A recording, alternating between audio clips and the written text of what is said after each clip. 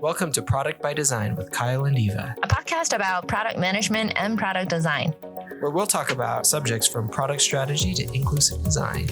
Every episode, we just have a good conversation about all the things that you may already know or not know, and occasionally we'll have a guest from maybe engineering or other product managers and designers to talk about all these topics.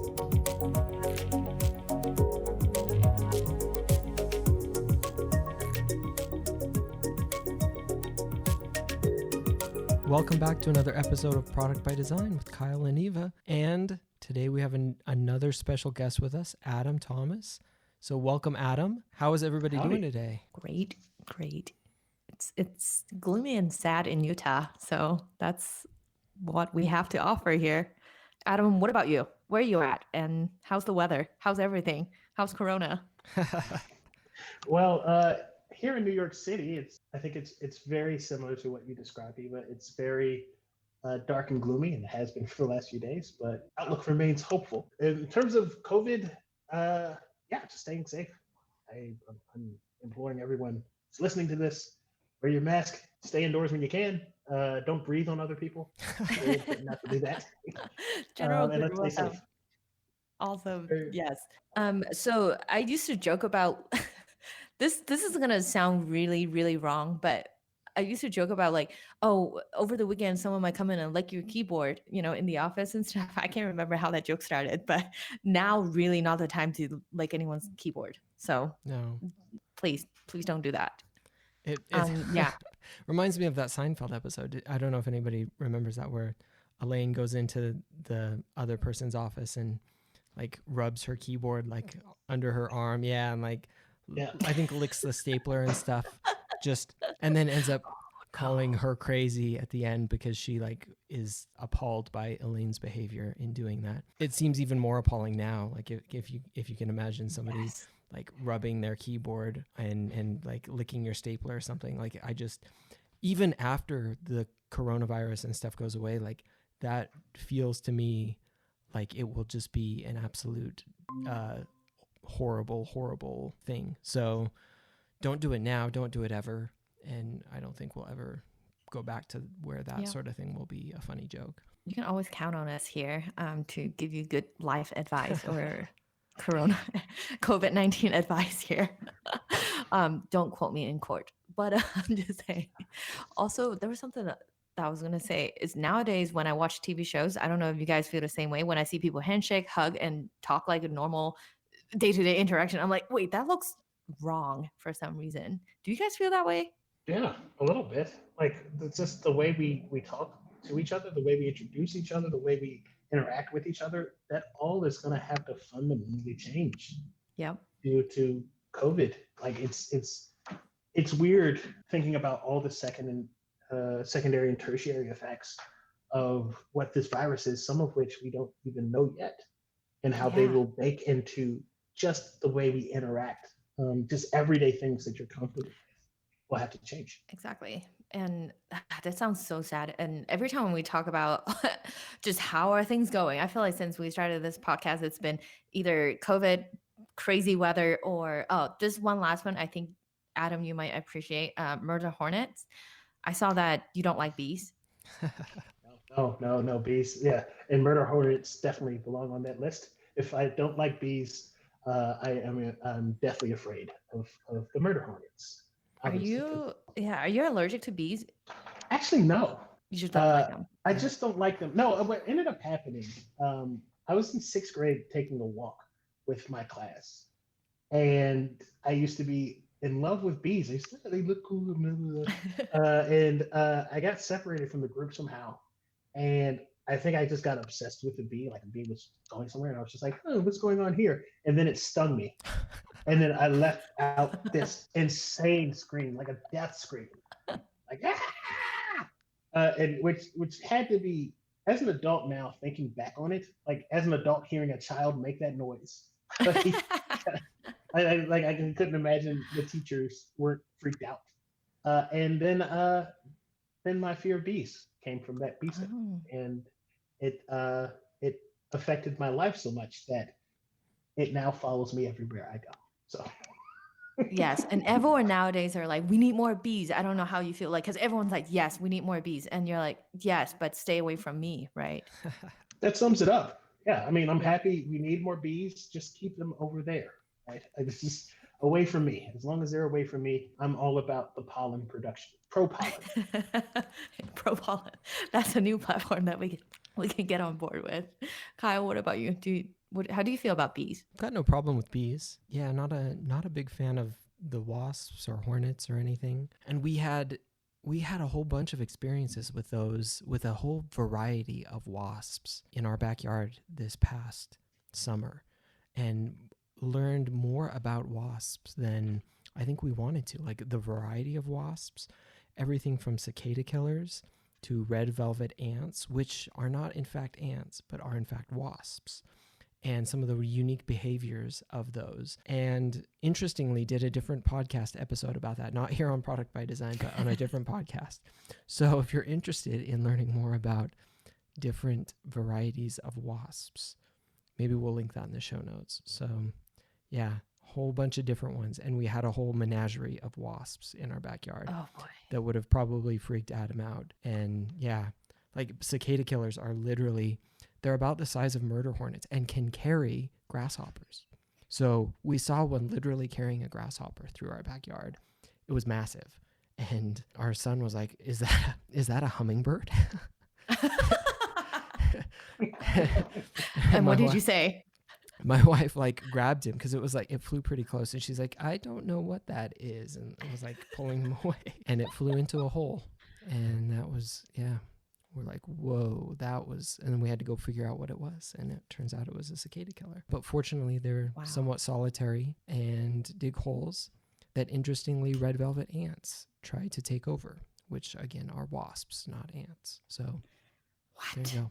Oh, with a name like red velvet ants, you would hope they were delicious, but seems like not. No. Seems like they're not. Also known as cow killer ants. So if that helps you know like the stinging power of them, they don't actually kill cows, but if you happen to step on them, that is like the delivery power of the venom, which is not what you want to step on. Okay. And can I say that from what Kyle just said, which will inform how we feel about ants and other insects here and Adam's story, is this going to create a recency bias for our listeners? I am really trying to segue into our topic today, and I hope that was a decent attempt at it. So what are we talking about today, Kyle? That's that's probably like maybe a C+ effort on the segue. B- maybe. I don't have a better one, so I can't judge. But segue aside, we are talking about cognitive biases today and what they are, how they impact our work as product development teams, and some of the things that we can do. And so before we jump into that, though, let's introduce our guest a little bit more. Adam Thomas, who is a product manager, but not just a product manager, a strategist, a coach, and has worked as an executive and helps build and train teams as a consultant and leader. And so we're really excited to have him. He's been doing a lot of writing and speaking on some of these topics recently. So Adam, why don't you tell us a little bit more about yourself? Sure. Thank you, Kyle. I think that's a pretty good introduction. I've been doing this product stuff for over 10 years now, and working on teams in industries like AI or VR or big data or finance. Spending a lot of my time dealing with either innovation or big stodgy old companies. So like I play on either extreme, and that's kind of, I'm like a barbell. Right? If you ever heard like a barbell theory, where there's a lot of weight on either side and almost nothing in the middle. Like that's kind of my career, where it's like either you're a company that's been around for 100 years and I know how to navigate you, or like you're trying to figure out how to put something in the market, and like we don't know if people are going to like this. I'm really good at figuring that stuff out too. So that's my experience. And lately, and as you mentioned, I've been doing a lot of speaking and writing about the leadership role of a product leader, what you're supposed to do, how you transition from a product manager or a product designer or a product engineer or product anything into product leadership. What does that look like? What are some of the ways you're changing? Your mind has to change in order to be successful at the role. Because that first year for a lot of folks is extremely difficult because the game completely changes. And I think that's where we're talking. And dealing with cognitive biases is where seems like that's where we're going today. So like that's where we are. Awesome. So yeah, you wrote an interesting article about cognitive biases and how they impact product teams and some of the work that we do. So before we kind of jump into that, what is a cognitive bias? Well, the definition is a cognitive bias is a systemic pattern of deviation from norm or rationality and judgment. Basically, when people make their own subjective reality from the perception of the input, meaning you take whatever you see and you create a whole different thing based on your own perception. We don't see, as human beings, we all fall into this trap of cognitive bias. Right, we aren't videotapes. Like we aren't recording like just what's happening. We have our own layers of our experience that is on top of what we think and how we perceive things. And as a result, sometimes we make bad decisions based on those biases. Cognitive biases are basically, the worst of those types of biases that affect our perception. Yeah. No, that's really interesting. I like that because it's kind of a different perception of how things can be and whether that is, ultimately right or wrong. We have some of these different perceptions. So Daniel Kahneman wrote a whole lot about this, and he kind of separates them into he separates our mind into like system 1 and system 2. And we rely heavily on that system 1 frequently, which is just our initial perception of things. And many times it can be right, but often, we are just using some of those mental shortcuts to make judgments about things. And when that's right, it's fine. But when it's wrong, we have this distorted perception of what reality is, kind of like you mentioned. And when we make judgments or predictions or, make decisions based on that, we can often go down the wrong path, kind of like we were talking about that. So that can be a very, very dangerous thing, if we're not careful, just like you were talking about with cognitive biases. So I think I love this topic. I think it's super fascinating. So I'm glad that we're talking about it. What are some biases that you've seen on product teams specifically? How does this kind of play into product management? And, maybe we can even dive into some of the product leadership stuff as well. Fantastic. Before we do, I definitely want to shout out your reference of Kahneman and Thinking Fast and Slow. Yeah. There. Kahneman and Amos Tversky are basically the forefathers of modern behavioral science, which cognitive science falls into that. And you were speaking about system 1, level 1 thinking, right? Which is really our snap judgments. And I really want to highlight that these judgments that come from our system 1 thinking are often baked in bias, right? They're baked in our own preconceived notions. They are baked into our perceptions are baked into these decisions we make. And the trick with cognitive bias is to acknowledge that, right? And I hope this is one thing I want people to leave with before we go even any further. So really happy you brought this up. The trick is to move from kind of system 1, level 1 thinking and shift it into level 2, which is more of the conscious mind. And the first step of that is awareness. So it's really good that we're talking about that today. And it's really interesting when we talk about what product teams do, because a lot of the times, especially for product managers, there's a little bit of insecurity. And Matt LeMay, who I love, has written a lot about this. There's a lot of insecurity from product managers because they don't have any discrete output, right? And cognitive bias, right, is something that as you mentioned before, is something that everyone has, and product people should, instead of being insecure about the things that they're not being able to touch, like they're not making code, they're not making screens, or they're not making sales, should be focused on the decision science, of the cognitive science, or the cognitive um, fitness, decision fitness of the teams. Right. One of the things that was important in the definition there was the term systemic.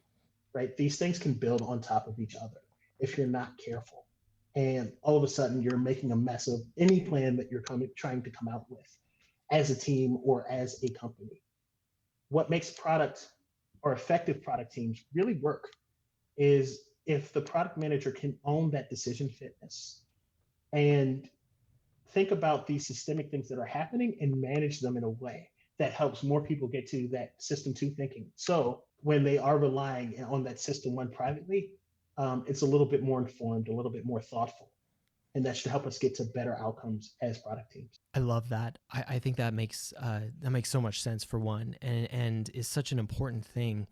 And thinking about product management in that way, that such a core part of product management, especially, we're not owning necessarily the code or the designs or the data or that sort of thing, but we're owning the decision process, like you said. I love that.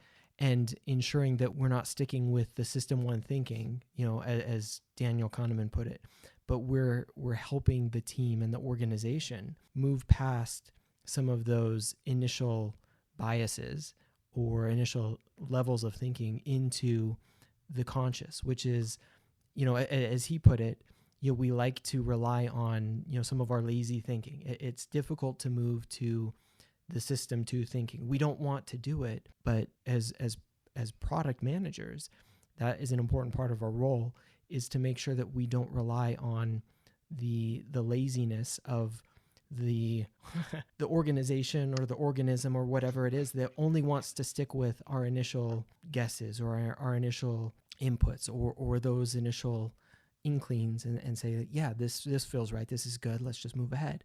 Like, no, we need to consciously think about what we're doing and test out some of those assumptions and make sure that we're not giving into some of those biases that we might have, and really ensuring that we have that good decision process in place so that we're creating the right things and doing it in the right way. I think I love that. I think that is great. Yeah, I think that response that you had, Adam, was beautiful and interesting that you guys both talk about how you guys as like product management people, you don't have like a tangible output, which I also saw in Adam, your article, you pointed that out too. And for me as a product designer, I do have tangible output, but there's also, we have talked about design thinking and a lot of things that go into before we even launch Sketch and Figma, whatever tool you have to put out that tangible output. There's so much that we have to actually make decisions on. And like you said, judgment. And there's a lot of personal judgment put into those decisions too, before we, pump out that JPEG or whatever it is that we give to the engineers to build. And I think it's interesting to see how you guys see that versus like we, in previous episode, when we talk about design thinking, there are very well-defined steps. And I'm also curious to hear how you guys handle those biases on teams that you guys have worked with and how you guys approach those things too. And I guess on that note, I want to hear more like, how do we identify the different kinds of biases or types of biases that you guys have seen? Well, it's interesting, even like it's the I loved what you talked about there about design thinking, right? And I think the best part of design thinking is when the designer can trust their level one thinking to move that process forward, right? Their intuition, and that's why product managers, right? They have to complement that with that level two thinking, right? And as Kyle mentioned there, that friction between the two that allows. Friction is a big part of moving someone from level one to level two thinking, or system one to system two thinking, right? Because you have to have somebody that say, "Hey, stop! What are we doing here?" And to challenge that. Yes, 100%, right? That challenge, that what I call creative tension inside of teams, And we'll talk about that a bit more as we talk about more biases, right? And how do you leverage that in order to have better business outcomes and make better decisions? When it comes to like the amount of biases, there are a ton. There are a ton of cognitive biases. I think at last count, I saw in a few books upwards of 3 figures of different biases that folks can walk into and different traps that behavior science is identified. I think there are like 3 main ones that really affect product teams. That if you get a handle on these 3, that's like 80% of the freight, right? Like I'm a big fan of the Pareto principle, right? 20% of the work does 80% of what you need done.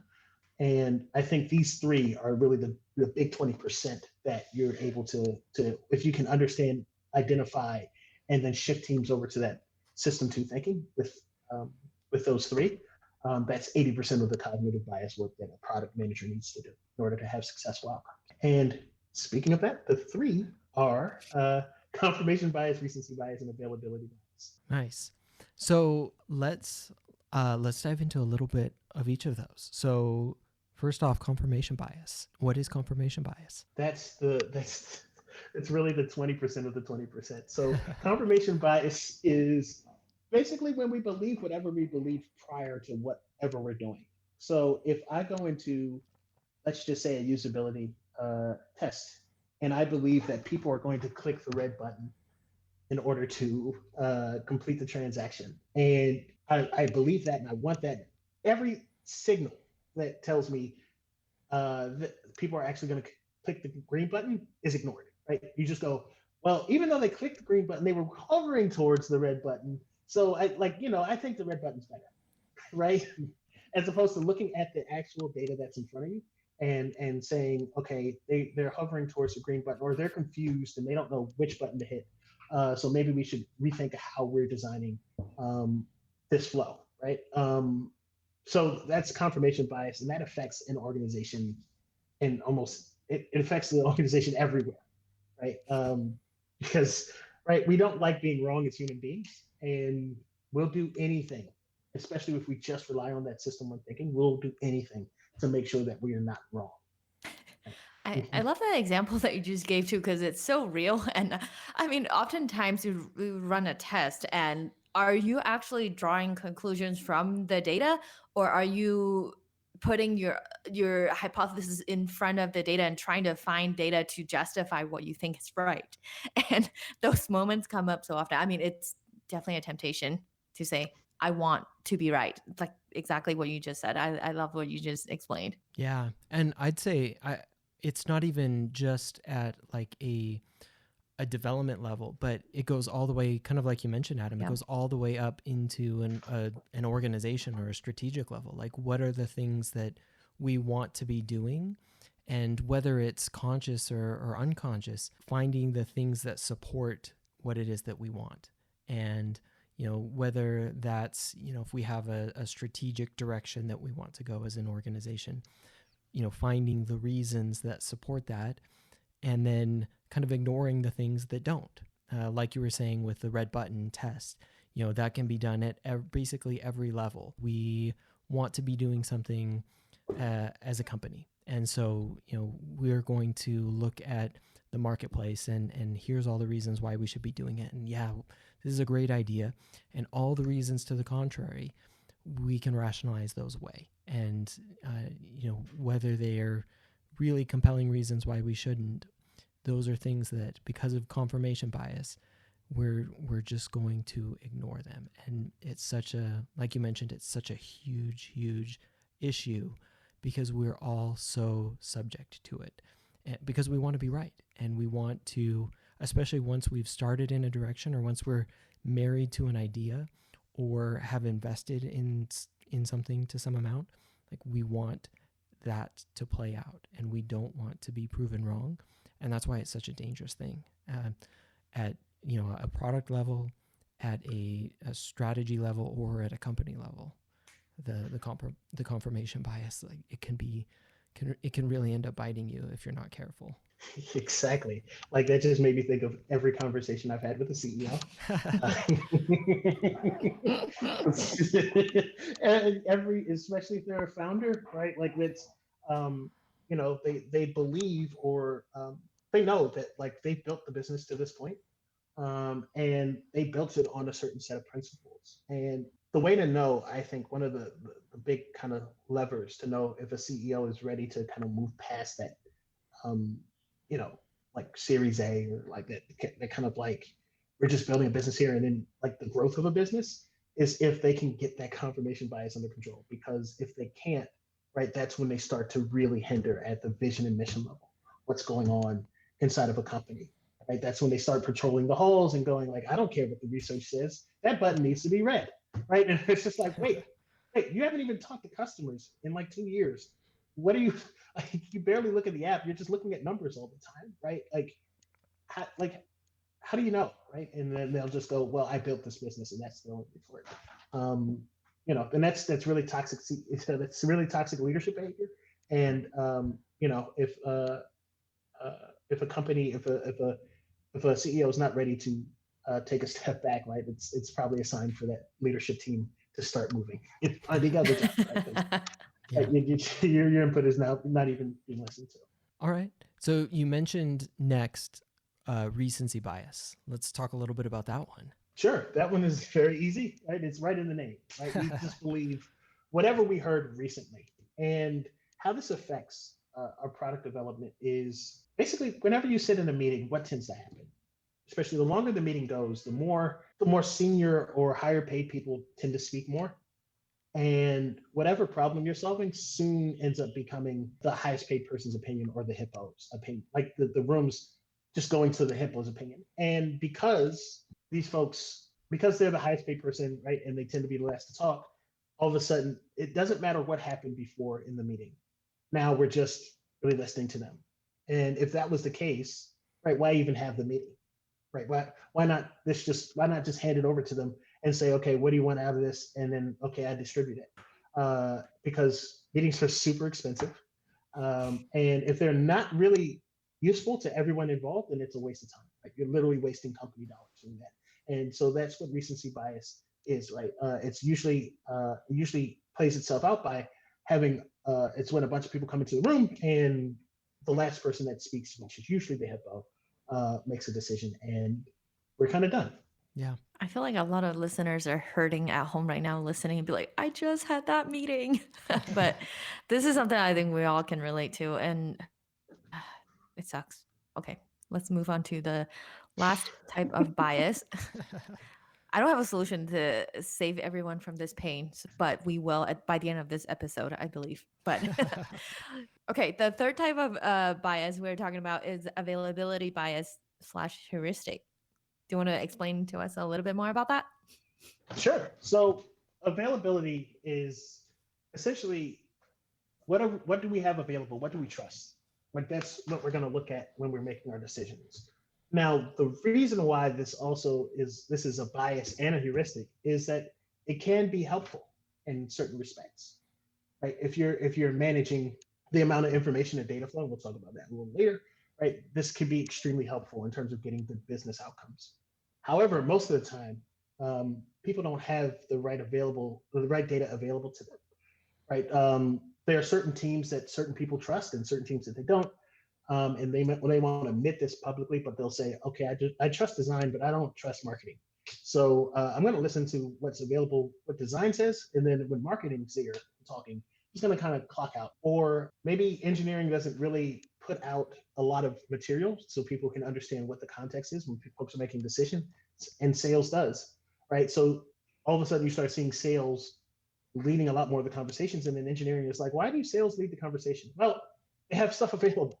Right, so like people trust them and they're making those decisions, right? And a politically well-run organization, right? This is a good thing because there should be some equity between all the different disciplines, where you can start to shape what that what's available and how useful that is. But in most organizations, it's the opposite, right? It's bad politics. What's available is what people like, and the other side is often feeling shut out, and it ultimately leads to really bad outcomes because we're not getting a full Monty. We're not getting all the information that we could use to make better decisions. Yeah, I feel like it's so real and so pertinent. And I'm reminded again of, I kind of go back to a study that I think it was Kahneman and Tversky again, that a little bit more broadly, like you kind of talked very specifically about it within an organization, but that they did around availability, just broadly speaking, asking people about, which thing is more likely, a flood in North America or a flood in California caused by an earthquake. And most people chose a flood in California caused by an earthquake, because earthquakes in California are something that comes to mind very readily because we hear about earthquakes in California in the news. Like, that's not an uncommon thing. But if we think, like, what is the most likely thing to happen? It's a very broad thing, like a flood somewhere in North America. Like, that is much more likely than a flood in California caused by an earthquake. Like, that is a very, very specific event.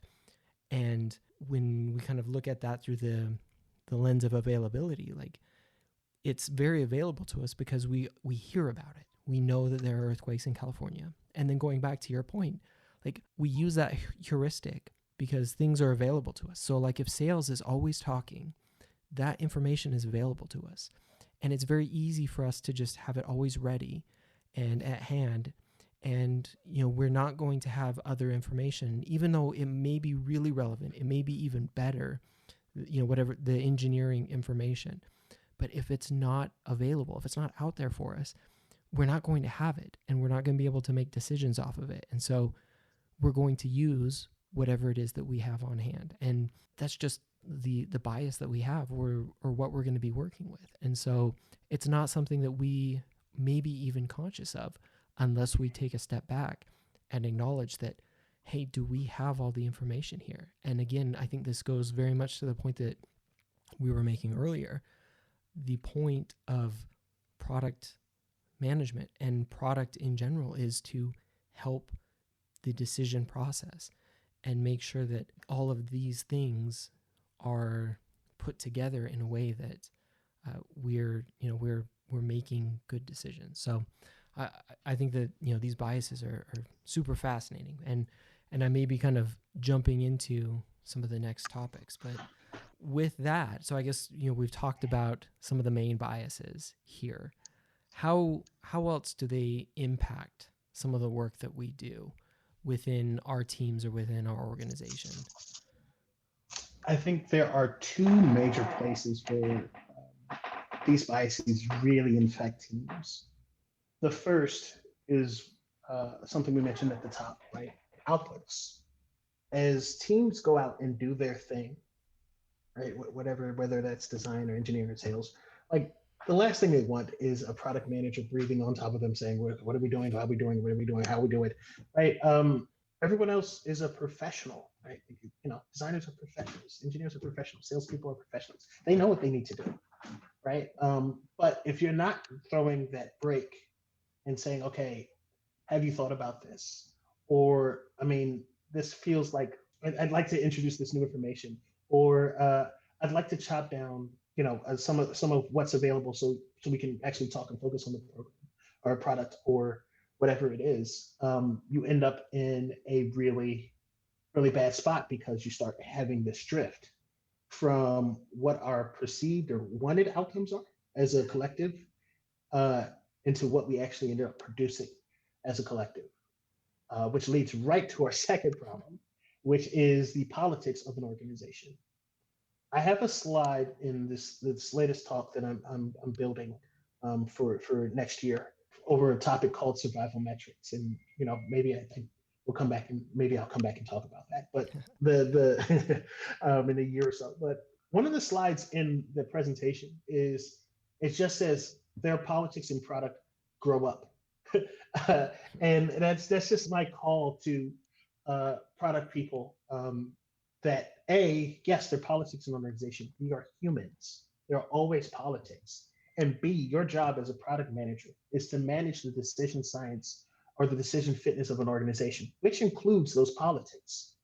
You're a diplomat and you're a translator. You need to embody both of those stances in order to have built the trust in an organization across an organization so that people can trust each other. Whenever you have these cognitive biases, as we mentioned earlier, they build up, they compound, and people start distrusting each other because of these biases, right? If there's if that designer shows their research to someone else and they go, clearly they're going for the green button. What is this designer talking about? They don't say it out loud, but they just, they go, oh, okay. So that was your conclusion. And then they walk out and just go, these designers don't know what they're talking about at all. And then we end up in a place where all of a sudden design's not listened to. As I mentioned before, we're all professionals. For the most part, I'm going to make the assumption that a lot of us that are working in these rooms and on these things are well aware of what the job is and what we're trying to do. Whenever you start going too far into your cognitive biases, you get away from the trust that can be built in that situation. And long term, everyone starts distrusting each other, and we're getting even further away. Right? Not just the outputs, but the thinking and how we're building stuff and how we're thinking about building stuff starts to become split off. And we're really now we're a mess at sea, right? As we're just a mess at sea as a product development team. Awesome. We've talked a lot about what are some of the cognitive biases, how they impact our teams. What can we do to mitigate some of these biases that we have, or leverage them to help ourselves and help our teams in the process? I think the first thing that one of the things that brings down cognitive confirmation bias is discipline, visibility, and accessibility. And I really want to be super clear here, because if you leave with one thing, this is it. When you are disciplined in whatever you do, whether that's sales, design, engineering, and you leave a paper trail, and you're very clearly aligning what you're doing to the company goals or the company objectives or the business objectives for that time horizon, people notice, right? They'll notice even more if you're communicating those things and being transparent. And they'll notice even more if you're selling, right? Oftentimes, this is why sales has a leg up on a lot of organizations, because they're used to doing it, right? Like they're used to selling whatever they're trying to do. So they don't ever mind jumping in and saying, here's what we want. Here's our geez, I am missing the Salesforce. Oh, how do you forget that? Here's our Salesforce. Here's how the conversations are going with our potential clients. Here is what our revenue may look like at the end of the year. Here's what we can do if we satisfy these requirements. Right? They're constantly selling in the organization, not just out of it.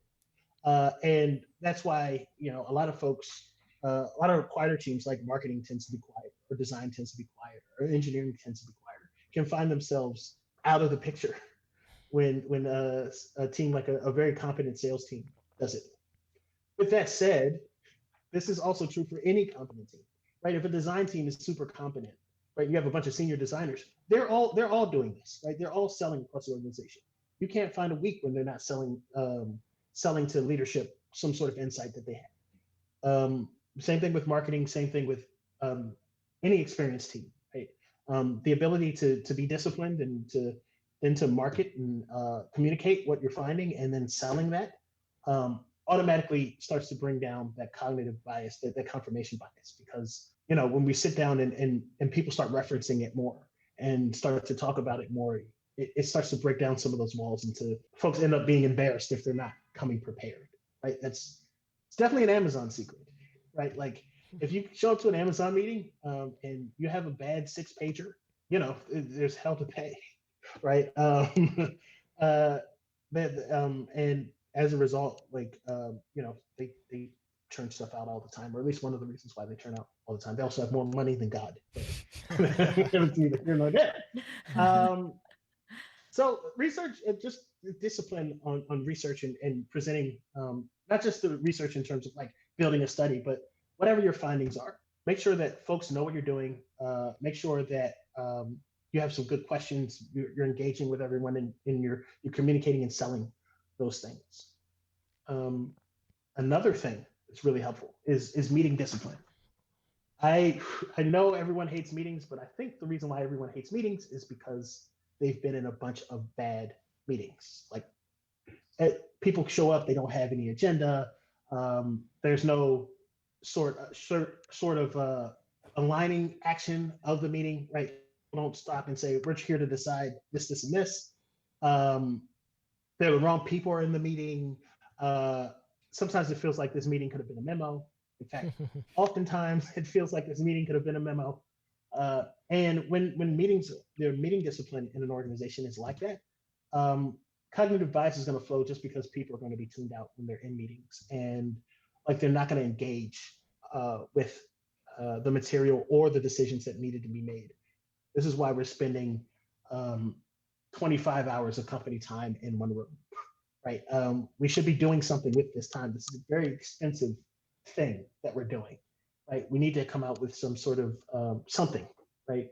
And the third thing is, speaking of meetings, is double down on that. Shorter decision-making cycles. Ask yourself, how can I make the decision-making cycle in a meeting as early as possible? And the cycle being, we lay out a concept, we talk about the concept, we debate the concept, and then we decide the concept, and then we move on, right? How small can we make those decisions? How small can we make those cycles in order for us to make better decisions quicker? Remember, the recency bias thing is usually happening because meetings are going long enough. And like the reason why a lot of folks end up being executives is because they have meeting endurance. And so you start really biasing towards the people with meeting endurance, or the most passionate, i.e. the CEO or the founders, who are, of course, are going to be hyped up for every meeting because like, this is why we're here.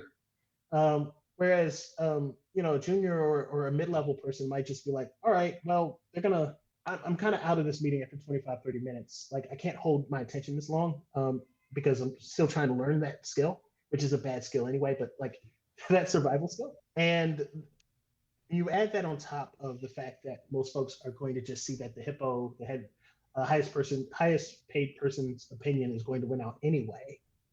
Then it's like, why do I care? Like, but if you make that decision cycle shorter, everybody's really engaged inside of the conversation, right? If your bias is down and you have the discipline around your meeting materials and you have some clarity on what the meeting is going to be, right? People feel more confident about what's available, so that turns the bias into a heuristic. We can start to really nail what we're trying to do, and we can get a lot of different opinions.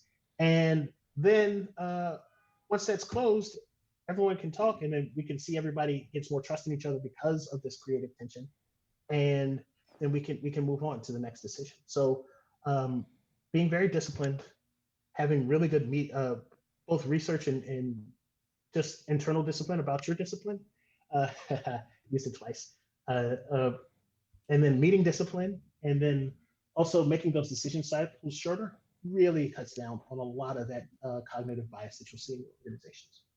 I think that's really great. So like the transparency in what you're doing, the discipline to do it well, and the short cycles. I think that those are really great.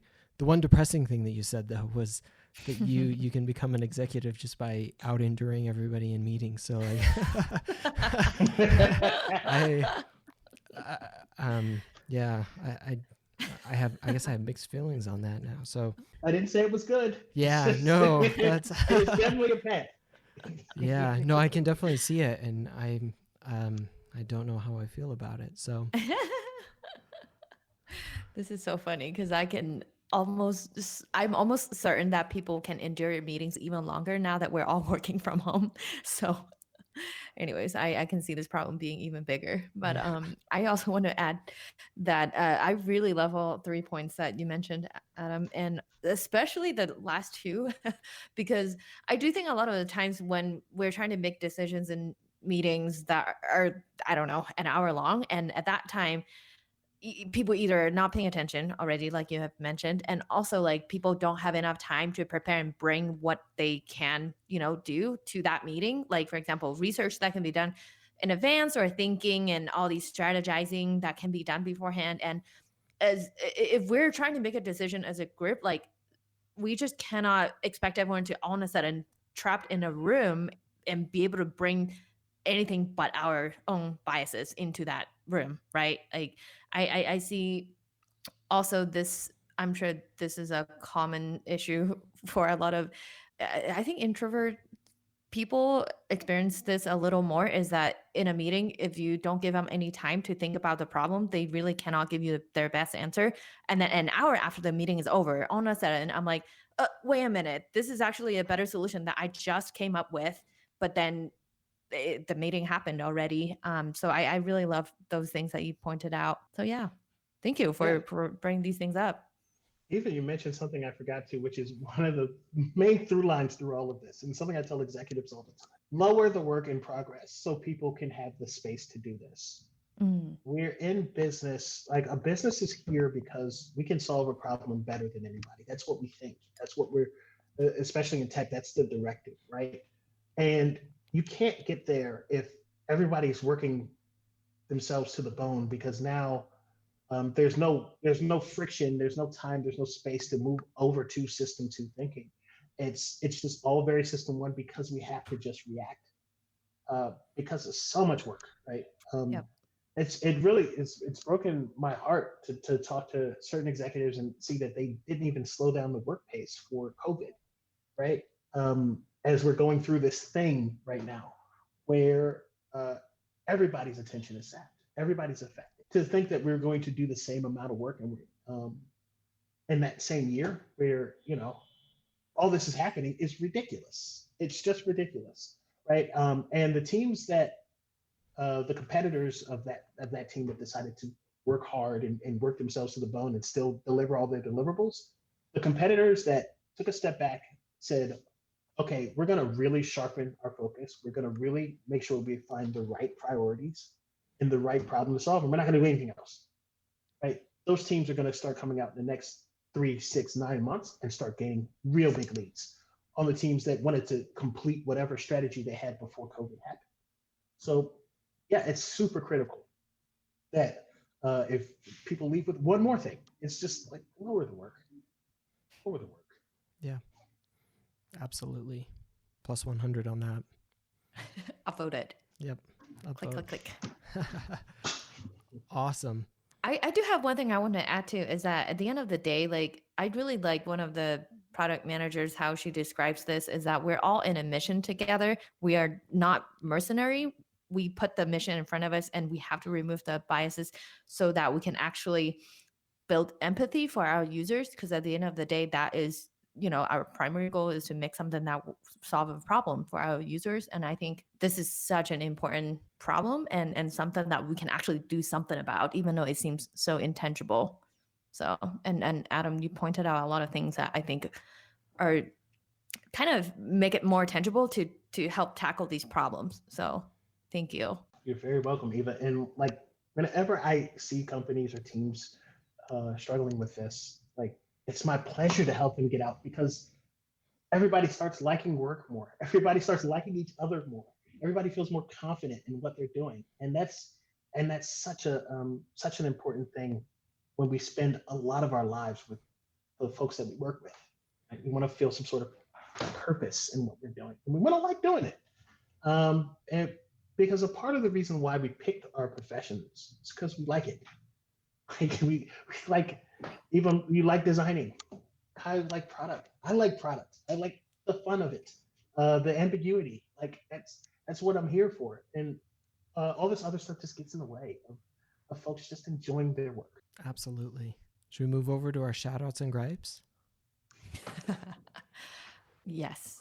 And I'm happy to say today I actually have a positive shout out, but let's let Adam go first. Okay. Adam, do you have any shout outs or product gripes? We'll let you go either way. I have both. Awesome. If I can do both. Yes. Yeah. Same company too. This is even better. The plot thickens. Yes. So the company that is getting my love and my ire is Apple. Start with love. I am super excited for the Mac Mini. I ordered one after the keynote the other day, and just the fact that if what they're saying is true, right? They put all that power in an affordable machine that I can game with. I can code with. If I want to jump back into that world. Probably not, but I could. I can do everything I wanted to do. Use my iPhone and iPad apps on it, like Liquid Text. Yes, I want to get all the Liquid Text stuff together. Oh, that's cool. Like I'm really excited about that. Which makes this gripe suck. I'm really, really, really unhappy with my AirPod Pros. Like just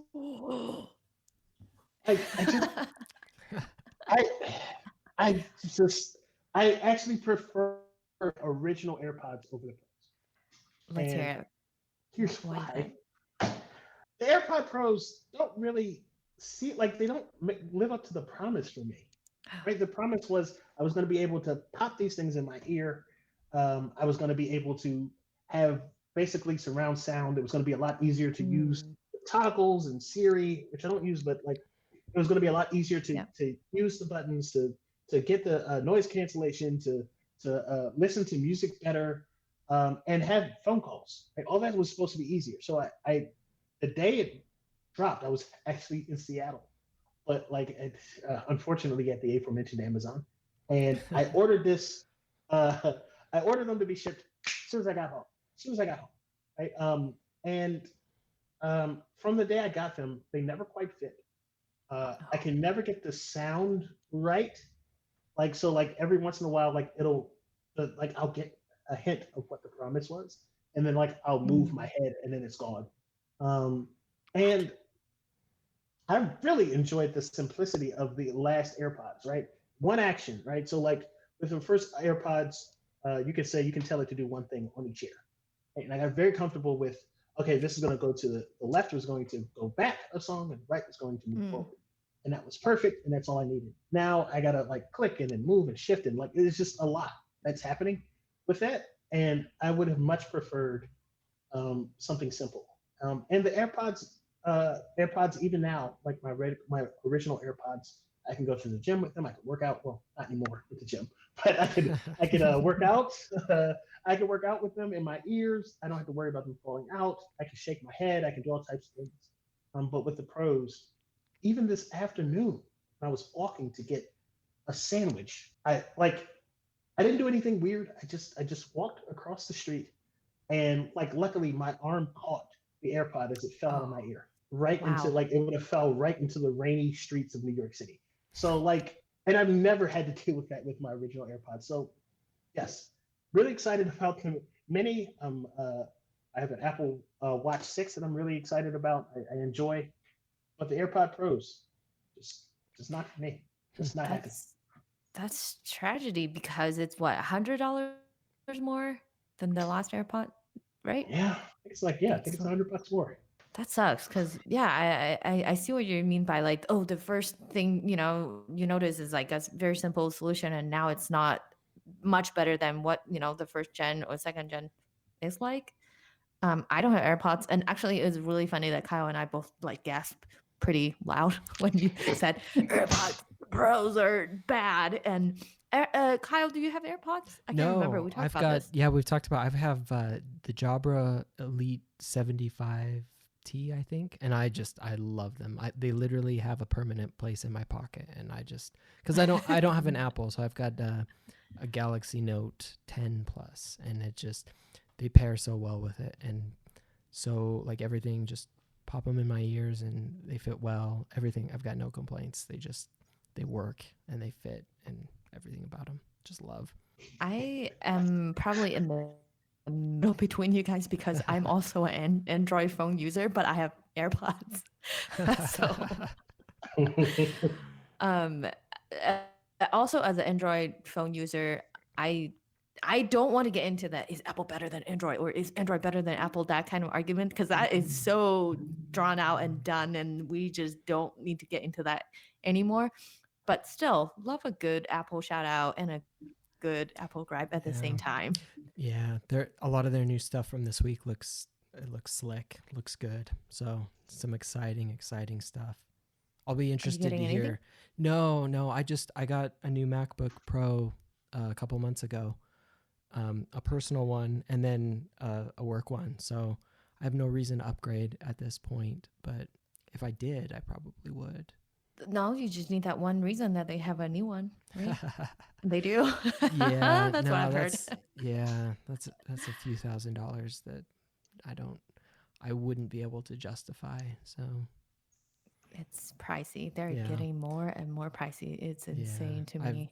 Mine is still working beautifully, so I've got no reason. Mine's in great shape. Mine's mine's from work, so I don't get to complain about it. But Colby, my husband, has been eyeing on the new what is that, the Air model? Yeah, it looks pretty much like a MacBook Pro. Is it that from good? what I understand, yeah.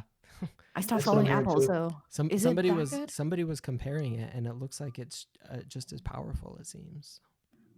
Okay, I feel like we can start another podcast about Apple products, but sorry, I'll curb my questions here. All right. I do have one question for Adam.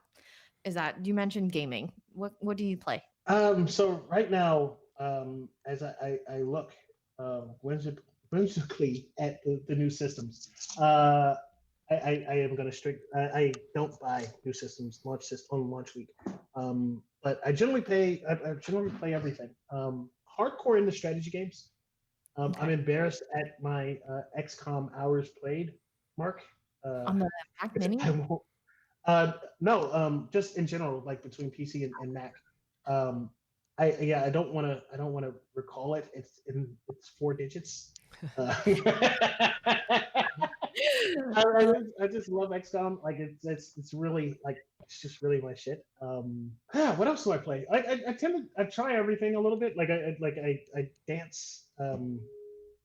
In gaming, my first startup was a video game magazine, so like I still have. Wow. I just have a love for everything. Gaming.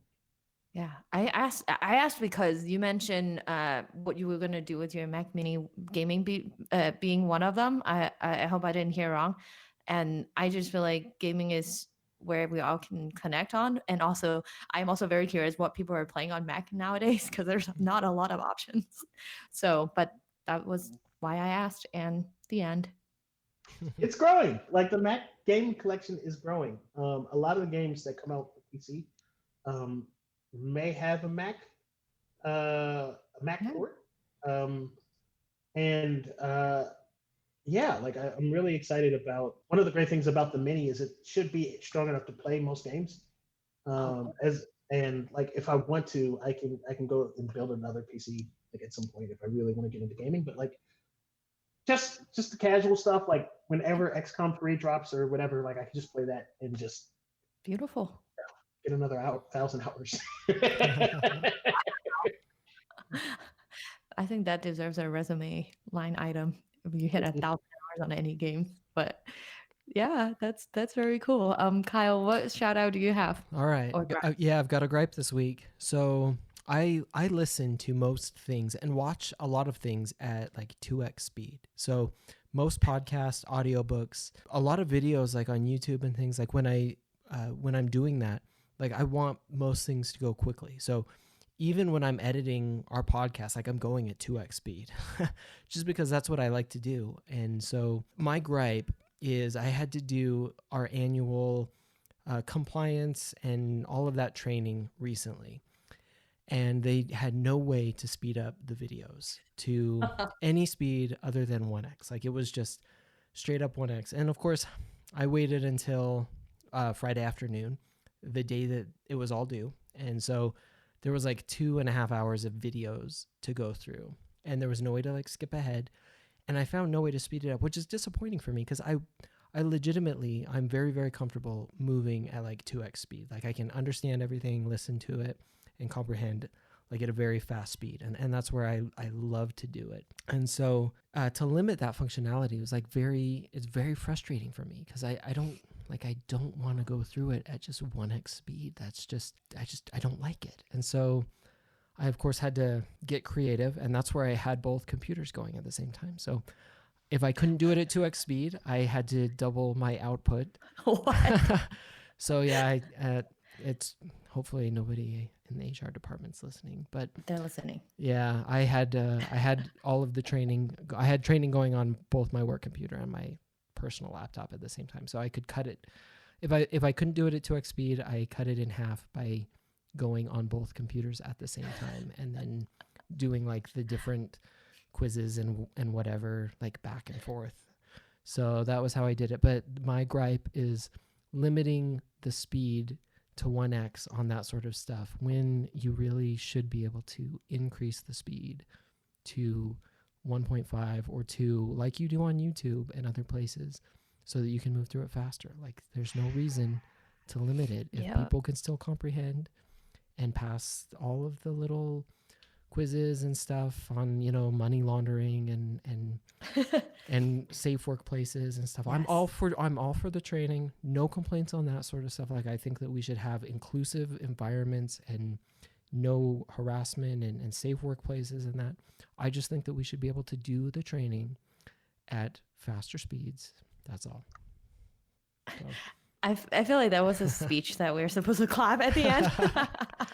Well, no, I listen to everything at faster speed, so that's just my jam. As I've described before, like I hope this doesn't affect our friendship, but I have to say that's such a lunatic thing to do, and I cannot believe that people actually do that, and it blows my mind. But I do have to ask you, if your answer is no, you can cut this out. But are you actually consuming the content of those videos? Of those ones specifically? Yeah. Oh, I was. And I was consuming as much content as I could, like on 2 computers at the same time. Like I was listening. I was trying to actively do it. It's much harder trying to do 2 at the same time than it would have been to do it at 2 times speed.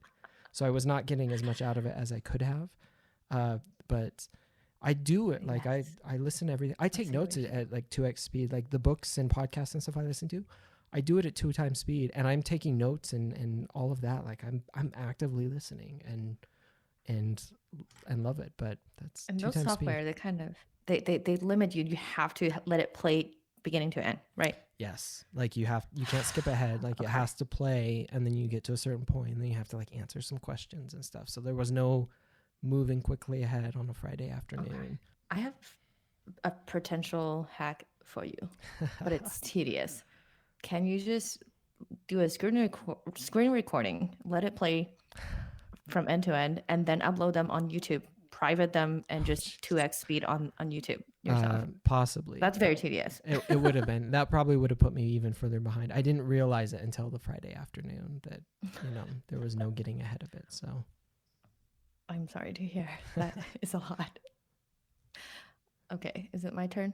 Yep. I'm sorry. I've been asking too many questions. I'll make mine very fast. It is a shout out, surprisingly. Don't have any gripes this week. So it is another Chrome extension that I really, really love. And it's sad that they are not developing on it anymore. It's called Papier, Papier. It is a extension that you can install. And then anytime you open your Chrome, usually you can choose a web page, right? But instead, that extension will give you a notepad, basically. And all the notes that you put in there actually persist anytime you open a new tab. And it's one of the greatest things because in meetings, whatever, just very quick. I open a new Chrome tab, I can make notes. And it is developed by a French agency. They are no longer in business. Very sad. It's called Maxu. So I guess it's not Papier. That's such an American way to say it, but it's probably like Papier or something very fancy. But shout out. And I don't know why they stopped working as an agency. Started last year. That's when they went out. But Papier, go get it. Papier. The end. Nice. Is that it? I That think is that's the it. episode. That's it. Anyone Hey, has love anything it. else to say? No. I guess last thing, Adam, where can people find out more about you? Oh, yeah. So you can always find me on the old website. if you'd like to talk about any of this stuff, please send me an email at adam@theadamthomas.com. The website, which I realized I didn't say the URL, is theadamthomas.com. And you can find me on Twitter, where I'm dropping all types of opinions on life, music, and sometimes products at the Honorable AT. Awesome. And we'll add that to the show notes as well. And thank you so much for being here with us, Adam. Oh, this was a lovely conversation, Eva. Thank you. And thank you, Kyle, for inviting me. Yeah, thank you so much. This has been great. And this is it. Goodbye. Thanks for listening. If you enjoyed this episode, be sure to subscribe on your favorite podcast app. You can find out more about us and our podcast on our website at productbydesign.co. You can also follow us on Twitter at prodbydesign. That's at prod_by_design. You can follow me on Twitter at Kyle Larry Evans. And you can also find Eva on Twitter at Yan Chow Chow. See you next time.